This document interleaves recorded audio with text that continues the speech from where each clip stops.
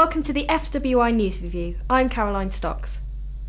Organic food has no extra health benefits over normal produce, according to a report commissioned by the Food Standards Agency. Researchers who looked at evidence of health benefits of organic food say the nutritional differences are so small they don't have any public relevance. The FSA says the findings will help consumers make informed choices about food, but says it doesn't mean people shouldn't eat organic. The Soil Association says the results are disappointing and more research is needed. Imported food from Brazil and New Zealand could have less impact on the environment than food produced in the UK, according to a DEFRA-funded study. Researchers found Spanish tomatoes and chicken from Brazil could be more environmentally friendly than the same foods produced in the UK. Looking at factors including energy use and global warming potential, the study says some British products are worse for the environment because so much energy is needed to heat greenhouses here. While British apples and potatoes are greener than imported varieties, the report says consumers need to eat more seasonal foods to cut their impact on the environment. Much of England's coastline is still off limits to the public, according to maps revealed by the government's land agency.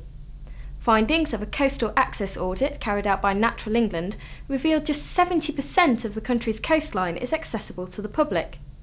The findings come as the agency prepares to deliver government plans to create a 2,500-mile right-of-way by linking coastal footpaths.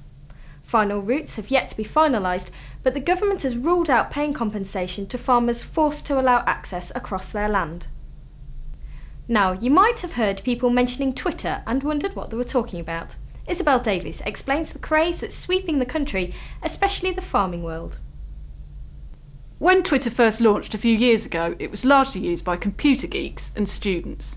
But these days, everyone's at it, including farmers. As a form of communication, it's brilliant. It's an easy and quick way to swap ideas and views because you can do it from your mobile phone as well as computer. People are also limited to 140 characters, so they're forced to be succinct. Farmers Weekly has its own Twitter account, as do a number of our journalists, and we've had some really interesting messages from readers in recent days. In response to the FSA report on organic versus conventional food, Farmer Phil noted, "Organic farming does not necessarily mean better animal welfare. Good farming equals good animal welfare." We've also been getting a few tweets about harvest progress, or rather the lack of it.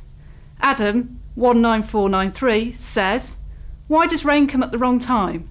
Now we can't cut a crop that didn't get enough rain earlier in the year. Ah, the irony." If you want to follow us on Twitter, visit fwi.co.uk/Twitter. And finally, a block of Farmhouse Cheddar has made headlines this week for a rather unusual reason. Tim Ralph explains.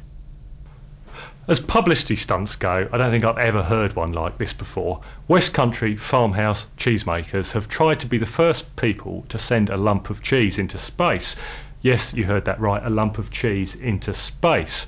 They tried to send a 300-gram wedge of cheese 18 miles into space attached to a weather balloon. The theory being, up the cheese would go, the weather balloon would burst, down cheese would come. Sadly, it didn't go exactly to plan. The cheese went missing and was later discovered in a back garden in Buckinghamshire.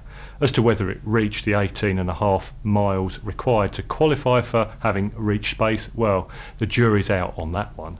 You can read more about this story and others on my blog, fwi.co.uk/field day. That's it from me this week. For all the latest news and views, go to fwi.co.uk.